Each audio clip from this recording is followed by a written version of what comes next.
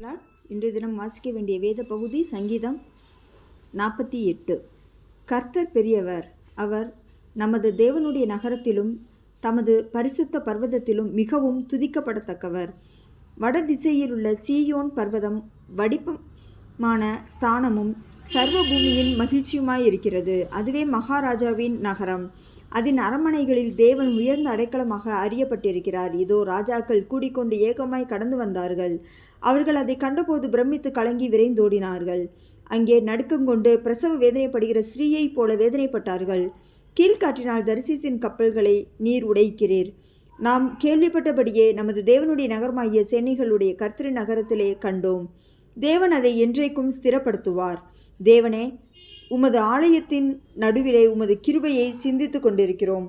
தேவனே, உமது நாமம் விளங்குகிறது போல உமது புகழ்ச்சியும் பூமியின் கடையாந்தரங்கள் பரியந்தமும் விளங்குகிறது. உமது வலதுகரம் நீதியால் நிறைந்திருக்கிறது. உம்முடைய நியாய தீர்ப்புகளின் நிமித்தம் சீயோன் பர்வதம் மகிழ்வதாக. யூதாவின் குமாரத்திகள் களி கூறுவார்களாக. சீயோனை சுற்றி உலாவி அதன் கொத்தளங்களை எண்ணுங்கள். பின்வரும் சந்ததிக்கு நீங்கள் விவரிப்பதற்காக அதன் அலங்கத்தை கவனித்து அதன் அரண்மனைகளை உற்று பாருங்கள். இந்த தேவன் என்றென்றைக்கும் உள்ள சதா காலங்களிலும் நம்முடைய தேவன். மரண பரியந்தம் நம்மை நடத்துவார். ஆமென்.